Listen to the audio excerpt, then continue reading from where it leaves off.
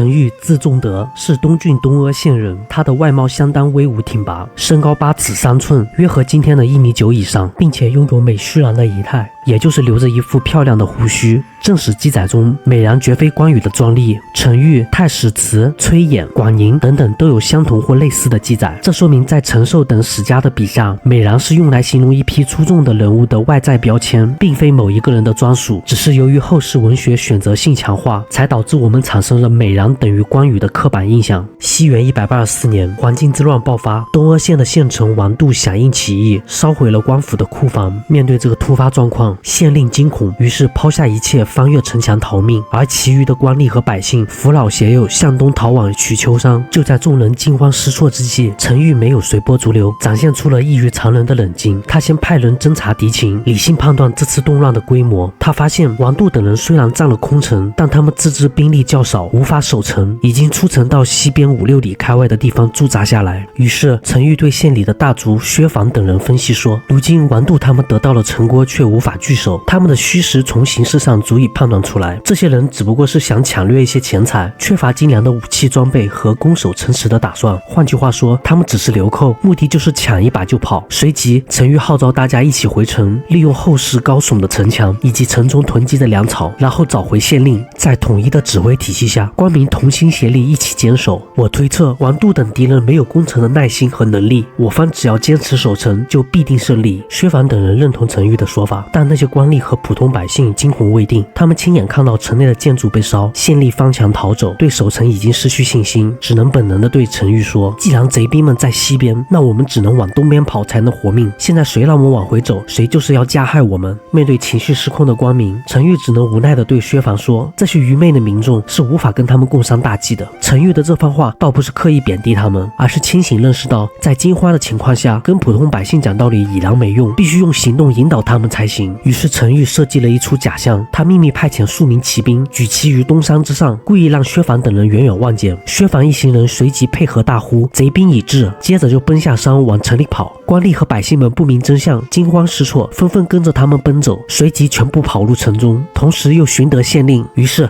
他们在统一的指挥下同仇敌忾，协同守城。这是一种高级的操控术。陈玉没有试图用更复杂的道理去说服他们，而是顺着他们有危险就跑的本能，重新定义了哪里是安全的方向，把回城这个理性的战略决策包装成了一个跟着前面的人逃命的从众行为，但也反映了陈玉性格中为了结果不择手段的一面。不久，王度等人前来攻城，但过程印证了陈玉之前的判断，王度根本没有攻城的能力，可能由于粮草不济，也可能作为流寇的他们本就没有死磕的打算。没多久，王度等人就准备撤退，陈玉敏锐地抓住了敌人这个欲去未去的瞬间，打开城门主动出击，进攻快速而猛烈，不给王度等人反应的机会，就这样一举击溃了对方，斩杀了大量的敌人，最终为朝廷保全了东阿县以及城中的百姓。陈玉用一次漂亮的防守反击，证明了自己不只是一个纸上谈兵的谋士，而是一个能文能武、能守能攻、能谋能断的全才。初平年间，约西元190年至191年左右，兖州刺史刘岱征召陈玉为官，或许是看出刘岱实力有限，亦或是觉得身为一方诸侯，刘岱却表现得过于平庸，陈玉并没有应召。可以说陈玉的择主标准极高，从后面他欣然接受曹操的征召可以看出，他不是不愿做官，而是只愿意辅佐能成大事的人。刘岱显然不是。而当时刘岱与袁绍、公孙瓒两方面都保持良好的交情，袁绍把妻子儿女安置在刘岱那里居住，而公孙瓒则派遣从事范方率领骑兵协助刘岱，这意味着刘岱同时与袁绍、公孙瓒两大势力结盟，两边都给刘岱好处，但同时两边也都盯着他。可以判断出刘岱的实力确实有限，必须依靠更强的势力才能自保。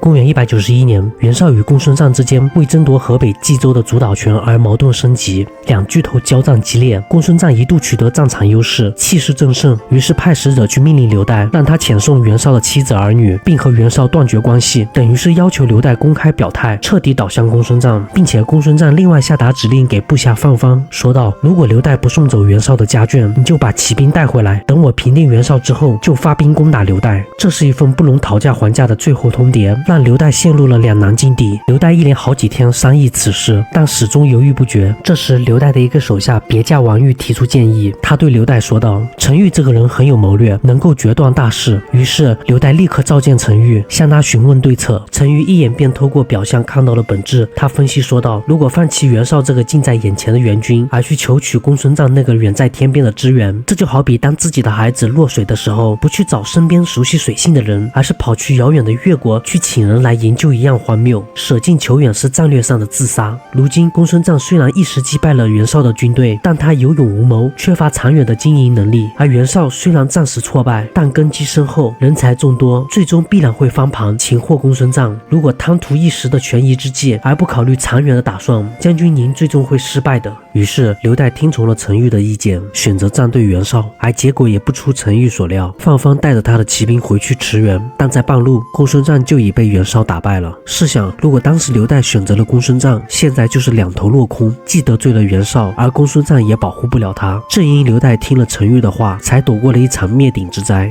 陈玉帮刘岱解决了生死攸关的大问题，随即刘岱要给他官做，他上表朝廷推荐陈玉担任骑都尉，但陈玉却以生病为由推迟了这个请求。显然陈玉清楚意识到，一旦接受了官职，就要对平庸的刘岱负责，而陈玉只想保持自由身，静待民主的到来。不久之后，西元192年4月，刘岱不听冀北国相鲍信的劝谏，一意孤行，贸然出击，最终被青州黄巾军所杀。于是鲍信和周光立、望乾等人到东郡一同推举还在担任东郡太守的曹操为兖州牧，成为益州之主。于是曹开始征召当地名士组建自己的幕府，陈玉也在被征召之列。然而这一次陈玉没有一丝犹豫，欣然应召。当他准备动身时，他的同乡人都对陈玉的举动感到疑惑，他们不解为何陈玉前后2次面对征召的态度如此不同。但陈玉没有解释，没有申辩，只是笑而不语。或许他觉得普通人不懂他的志向，没必要解释，又或许是他知道这次选对了，不需要别人的认可。无论此时的他是哪种心态，所谓良禽择木而栖，可以肯定的是，刘裕对自己的选择非常笃定。到府后，陈玉和曹操进行了一次交谈，曹操被陈玉的才华和见识所打动，于是先让他暂时担任寿张县令一职作为历练。时间来到西元194年夏，曹操开始第2次征讨徐州，同时让陈玉和荀彧在后方留守鄄城。当时曹操几乎抽调了全部军队去攻打陶谦，留下的兵力很少，趁此空虚，被曹安排在东郡屯兵的陈宫、伙同陈留太守张邈等人反叛，迎接吕布入主兖州，而兖州诸城皆响应吕布。只有陈玉和荀彧所在的鄄城以及东阿和范县3座城池还在坚守，但州内的大批官吏倒戈，暗中与张邈成功勾结。当吕布入境后，张邈便派人告知荀彧说，吕将军前来帮助曹使军攻打陶谦，您得赶紧提供他军队粮草。荀彧听后便迅速警觉起来，因为这时的吕布自从192年被李傕郭汜叛乱逐出长安后，短短2-3年时间，先后投靠了袁术、袁绍、张扬，成为地地道道的流浪军阀。此时突然出现在兖州，事情必有蹊跷。而且张邈与曹操之间关系微妙，之前吕布离开袁绍投奔张扬时，路过张邈地界，张对吕进行了热情的接待，离别时两人还曾握手盟誓。此举直接踩到了袁绍的政治红线，因为此时的袁绍也在寻求剿灭吕布的机会。袁绍得知张邈私下结交潜在敌人后，表现得非常愤怒。而作为张邈上司的曹操，当时名义上还是袁绍的盟友，关系密切。自知得罪了袁绍后，张邈认为曹操最终会为了袁绍而加害自己，于是便成天惴惴不安，这为最终叛曹埋下了伏笔。荀彧意识到此刻的反常现象肯定是张邈在作乱，随即紧急召回东郡太守夏侯惇。荀彧急需军事力量来帮自己平叛，而夏侯惇是曹操最信任的将领之一，此时留守的兵力只有他可用。夏侯惇带兵赶到鄄城后，当天夜里就诛杀了数十名谋反者，城中的人心这才安定下来。这也说明了鄄城内部已经渗透了张邈、陈宫的人，后方的情况已经十分危急。随后豫州刺史郭贡率领数万军队来到城下，按理说郭贡的地盘在豫州，与兖州的张邈并非同一系统，他突然出现在鄄城，动机不明。此时有人声称郭贡已倒向吕布，敌我力量悬殊，在场众人内心都大为惊恐，只有荀彧仍保持冷静。兵临城下的郭贡要求面见荀彧，于是荀彧准备只身前往，但遭到了夏侯惇等人的劝阻。他们说道，荀令君，你是益州的镇守者，此番前去必定凶多吉少，万不可离去。荀彧则剖析说，郭贡与张邈等人并没有长久且稳固的交情，现在他来得如此急促，说明他是临时起意，很可能是听说兖州内部乱了，特来此趁火打劫，或者观望形势，还没有决定站到哪边，所以趁他还没有拿定主意前去游说他，即使不能让他为我们所用，也可以让他保持中立。如果因为怀疑其动机而不去见他，郭贡会认为我方害怕，就会认定鄄城虚弱，反而会倒向吕布或直接攻城。说罢，荀令君便只身出城。郭贡见到荀彧如此泰然自若，毫不畏惧，仿佛传递了一个信号，就是鄄城早有准备，短时间内无法攻下。于是郭贡便率军撤离。可以说，荀彧用自己的镇定吓退了数万大军，没有耗费任何代价保全了全城的军民。这是荀彧一生中最惊险也是最精彩的操作之一。郭贡退兵后，鄄城的危机解除，荀彧这才腾出手来与陈馀商议接下来的对策。此时，从吕布军中投降过来的人提供了一个情报：陈宫打算亲自带兵攻取东阿，同时派出部将范蠡攻取范县。陈宫的战术意图很清楚，就是先拿下范县和东阿，孤立荀彧，然后再合围鄄城，彻底消灭曹操在兖州的最后据点。一旦商城全失，曹操从徐州回来就无家可归，只能流亡或投靠袁绍。面对如此严峻的形势，城中的官吏和百姓们皆惊恐万分。荀彧对陈馀说，如今兖州叛乱，主公只剩下这3座城池了。陈宫等人率重兵压境，如果不设法稳住人心，这3座城池也必定动摇。你是当地百姓所敬仰的人，您亲自回去游说他们，肯定能安抚人心。荀彧不愧为曹操智囊团中的中流砥柱，他逻辑脉络清晰，清楚意识到范县、东阿的利民都在恐惧之中，随时可能投降或逃跑，已经处于不战自溃的边缘。而陈馀在这2县，尤其是他的家乡东阿，有极高的威望，是最适合前去游说的人选。只要陈馀抵达当地，就必定能镇住人心。于是陈馀动身，孤身前往。途经范县时，他就去劝说范县县令靳允。陈馀没有回避靳允的困境，开门见山说道：“听闻吕布抓了你的母亲和其他的家眷，身为孝子，这实在令人痛心。但如今天下大乱，英雄并起，世间必会出现承受天命、平定天下之人。是智者就应该谨慎选择自己要追随的主人，这不仅关系到你和你家人的生死，更是关系到你一生的成败。吕布这个人性格粗鲁，不得人心，刚愎自用，傲慢无礼，只是匹夫之勇，绝不是领袖之才。你靳允如果把赌注压在吕布身上，就等于压给了一个必输之人。陈宫等人投靠吕布，不是因为真心拥护他，而只是因为形势所迫，暂时联合。吕布联盟现在看似强大，实则根基脆弱，内部分裂兵败是迟早的事。而曹使君的智慧和韬略是世间少有，他是受命于上天来拯救世间之人。你坚守范县，我来守护东阿，我们就可以立下当年田当复国一样的功绩，而名垂千史。这跟违背忠义、顺从恶人而导致你们母子都丧命相比，哪个更好呢？希望你三思而后行。靳允流着泪承诺道：“臣绝不敢有二心。”作为一个孝子，此时他的内心在滴血。这个决定对于他来说是无比痛苦的。选择守城等于背叛吕布，意味着母亲很快就会被杀害，至少在当下放弃了营救母亲的希望。但陈馀说的也对，就算现在投降吕布，最后也很可能因为吕布兵败而让母子俱亡。最终他在至亲和忠君大义之间选择了后者。靳允不是一个冷酷无情的赌徒，只是一个被时代碾压，被迫在至亲和忠义之间做选择的普通人。当时敌将范蠡已经带兵抵达范县，于是靳允主动去面见他，但事先埋伏好士兵，趁会面期间一举将其刺杀，然后赶紧回去整顿军队，坚守城池，不给敌人反扑的机会。稳住了范县的民心后，陈馀迅速派遣一支骑兵去切断仓亭津渡口，阻止陈宫渡河攻打东阿，然后自己亲自前往东阿县，准备与县令沼之共同守城。但是在陈馀抵达前，沼之就已经做好了战前动员，并且组织起了军民，做好了防御工事，预备随时与敌人开战。与此同时，兖州从事薛地也与陈馀一同协商谋划，精准把握战场态势，最终保全了3座城池，静待曹操回归。曹操率军回来后，激动地握着陈馀的手，感叹道：“如果没有陈馀您的助力，我曹操真的就走投无路，无家可归了。”于是对陈馀进行了封赏，上表朝廷推举他为东平相，并让他驻扎在范县镇守后方。值得注意的是，曹操虽然是上表推荐，名义上还需要中央天子的批准，但实际上此时的东汉王朝已名存实亡，各地方上的官职都是由各个诸侯自行安排。也就是说，曹操所上的表奏就是人事任免的决定。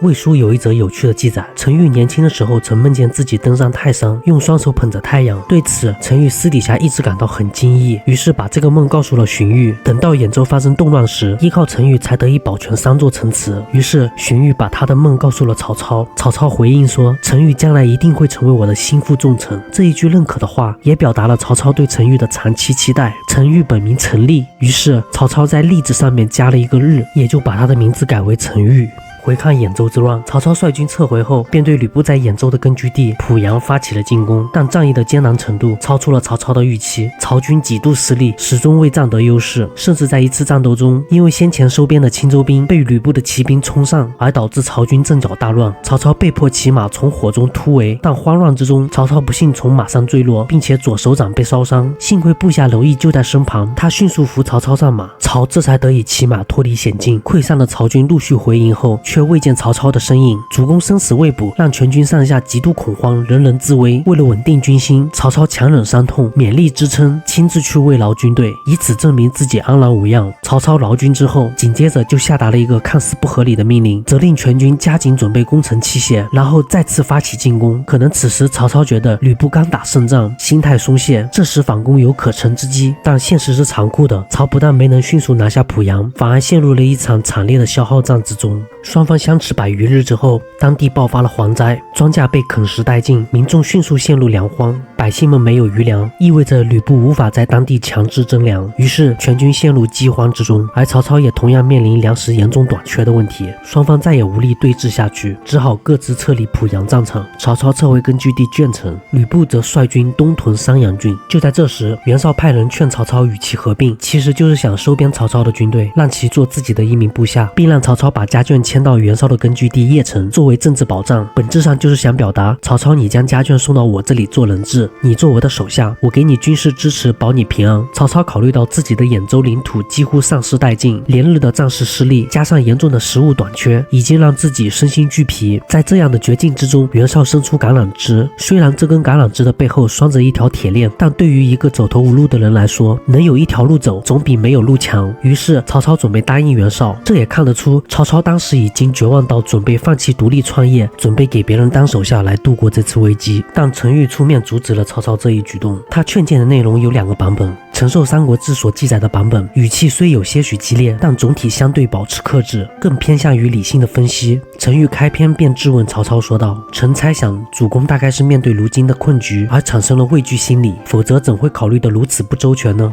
陈玉深知这个时候的曹操需要的不是温和安慰，而是一盆冷水，一记重锤。他要适当的激怒曹操，让他清醒过来，知道自己是谁。紧接着，陈玉一连抛出几个反问。袁绍占据燕赵之地，有吞并天下的野心，但他的智慧不足以支撑这个愿景。主公你自己思索一下，能甘心做他的下属吗？再者，曹公你有龙虎一般的威势，难道你要重新上演韩信、彭越那样惨淡收场的悲惨结局吗？言下之意就是说，就算曹操你投靠了袁绍，帮他打了天下，你也不过是第2个韩信、彭越，最终兔死狗烹，不得善终。陈玉可谓是想尽方法唤醒曹操对自我的认知。最后他给曹操算了一笔账，如今兖州虽然大部分沦陷，但还保有3座城池，并且还拥有不少于1万的作战士兵，这些都是主公您翻盘的本钱，再加上主公的智慧以及我和荀彧等人的鼎力支持，眼下我们收拢力量好好运作，是完全可以逆袭，希望主公您三思而后行。陈玉的一番话把曹操从悬崖边拉了回来，最终曹放弃了投靠袁绍的想法。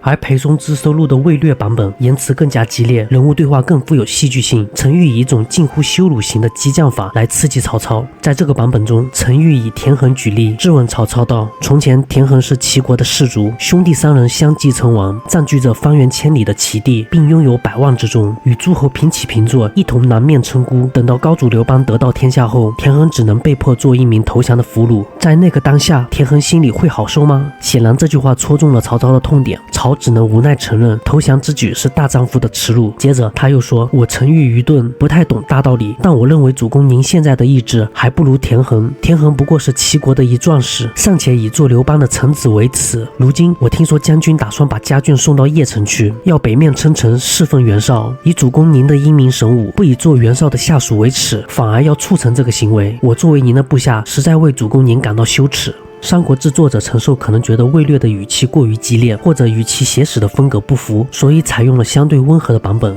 但裴松之助引用了魏略的记载，说明他认为此版本有价值，它更真实地反映了陈馀的性格，也更能解释为什么曹操会放弃投靠袁绍之举。此外，《世说新语》中记载，陈馀为了解曹操缺粮的燃眉之急，采取了极端的手段，他强行征收了自己家乡东阿县的粮食，但也只筹集得到3天的军粮，并且还在其中掺杂了不少人肉干作为粮食补充。人腐事件让他在之后的政治生涯中背上了无法洗刷的道德污点，在政治舆论中一直处于不利的位置，成为终其一生无法晋升之三公的其中一个原因。因此，陈馀在现代网络中也被调侃成食人魔。无论这个事件本身的真实性有多少，它能够被记载和流传，本身就反映了汉末三国时期普通人命如草芥的残酷事实。百姓很多时候不是人，而是一种战争资源，甚至在极端情况下成为肉食。在此之后，曹操在兖州危机中逐渐从防守转向反攻，利用吕布的战略失误，曹一步步扭转战局，最终于第2年西元195年将吕布势力赶出兖州，并重新掌控了泉州的主动权。时间来到公元196年，曹操亲自到洛阳迎奉刚刚东归的天子，并且将汉献帝接到许昌定都。之后，朝廷任命陈馀为尚书，但兖州尚未完全安定，还有零星的反叛势力作乱。于是，中央又任命陈馀为东中郎将，兼任济阴太守，总领兖州事务，也就是成为兖州实质上的最高军政长官。这相当于曹操把整个兖州交给了陈馀管理，给予他极高的信任。同一年，吕布偷袭下邳，取得徐州的控制权，并把刘备赶出徐州。于是刘备无奈被迫投靠了曹操。陈馀见状，立刻劝曹操杀了刘备。陈馀的判断是，刘备这个人绝非庸才，他既有能力也有野心，同时拥有关羽、张飞等万人敌追随，且深得民心。这样的人不会久居人下，迟早会伺机发难，独立出来。现在他落魄来投，正是将其除掉的最好时机。一旦让他有机会壮大，那后果就不堪设想。这个判断后来被历史完全验证，这足见陈馀的远见在曹操的谋士群体中是一流的存在。但令人惊讶的是，曹操拒绝了陈馀的这个建议。他认为此时的地盘在扩张，需要吸引天下英雄归附。刘备虽然落魄，但名声在外，杀刘备等于昭告天下人，来投奔我的人可能会被杀，从而失去天下人的信任。就这样，刘备逃过一劫。时光到了西元199年，此时曹操的形势与196年已有很大的不同。曹先后灭了吕布，收了张霸的泰山集团，兼并了河内张扬的部队，又收服了张绣势力，实力大增。而刘备已在曹操处客居3年。曹操听闻袁术打算经过下邳向北投靠袁绍，于是派出刘备、朱灵前去截击。陈馀、郭嘉听说曹操派遣刘备前去，便再次劝谏曹操，说道：“主公，您之前没有除掉刘备，是我等没有劝谏到位。可现在主公您给他兵，刘备就如虎添翼，必然会背叛您。”曹操这才后悔，派人去追，但是已来不及。恰逢这时袁术在半路病死，于是刘备一到徐州下邳，就杀了曹操任命的徐州刺史车胄，夺回了徐州的控制权，然后起兵反曹，同时联络北方袁绍，成为曹操官渡之战前期的一个不可忽视的障碍，迫使曹操不得不冒险从前线调兵来对付他。刘备叛变事件后不久，陈馀被升任为镇威将军，虽然只是杂号将军的头衔，但已经有了一定的独立兵权。公元200年，曹袁双方冲突持续升级，袁绍亲率主力大军进驻黎阳，近10万雄师准备随时渡河直扑曹操的老巢。而当时陈馀只有700名士兵拱卫鄄城，曹操得知后主动提出要给陈馀征兵2000，但陈馀研判袁绍拥兵10万，这时他的心态必定是极度自负，肯定自以为无敌于天下。当他看到我的兵力只有区区几百人，肯定会产生就这么点兵不值得我打的轻敌心理，也就懒得来攻了。但如果一下子给我征兵2-3千人，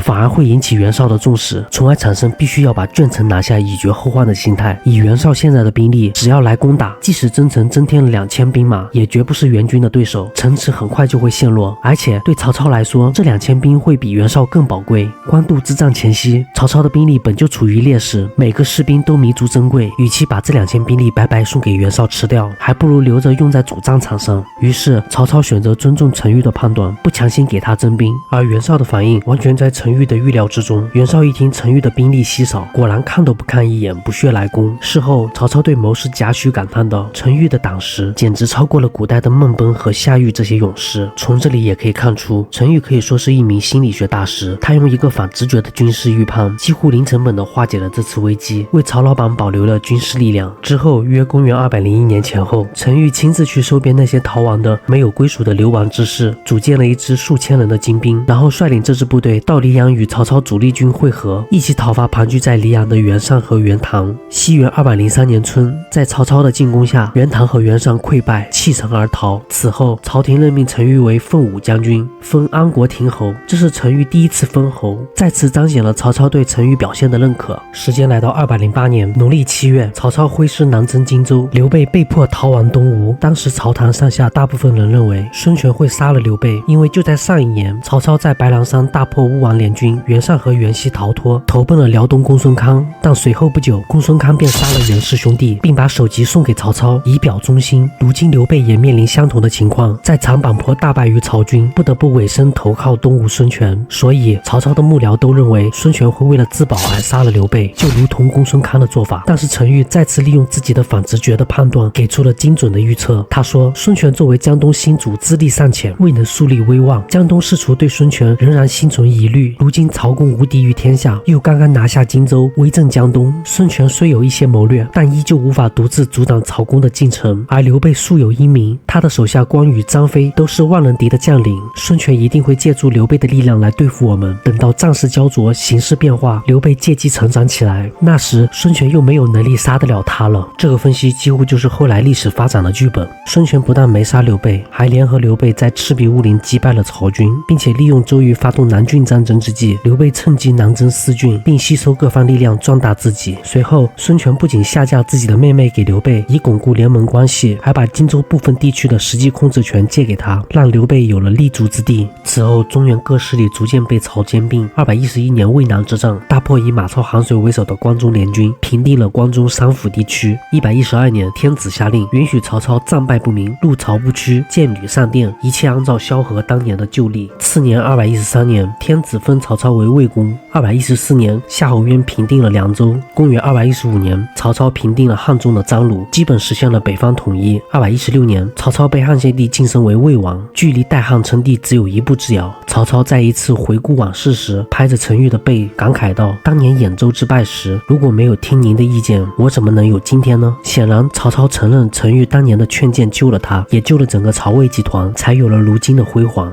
陈馀这个人性格刚烈暴戾，在朝野之中与很多人合不来，也得罪了不少人。一次有人告陈馀谋反，这在当时是极其严重的指控，但曹操的反应不是调查，也不是冷落，反而对陈馀厚加赏赐，意在告诉所有人，我曹操相信陈馀的为人。值得注意的是，公元213年，陈馀和一众曹魏集团的核心成员如王陵、荀攸、钟繇等等一起联名上书，劝曹操进魏公爵位。曹操三让之后，接受了天子的册封，成为魏公，受九锡，正式建立魏国，设计宗庙，配置百官，建立独立的魏国行政体系。此时大汉朝廷只剩下一个空壳，真正的权力都在魏国朝廷，只要曹操想，随时都可以取而代之。陈馀在魏国建立后被任命为魏尉，魏尉是六卿之一，掌管宫门警卫，是中央要职。但此后不久，陈馀与中尉邢真因礼仪位次发生争执，最终被朝廷免职。他刚烈的性格终究还是让他付出了一些代价。一次，陈馀的同族老人带着酒牛来聚会庆贺，席间陈馀说道：知足就不会受辱，我也可以退下来了。于是他上书朝廷，请求交还兵权。此后陈馀低调生活，修身养性，闭门不出。曹操与陈馀都是当世人杰，却选择了不同的路径。作为主公，曹操不能知足，因为他的事业还未完成，必须不断进取。而身为臣子，陈馀必须学会知足，因为伴君如伴虎，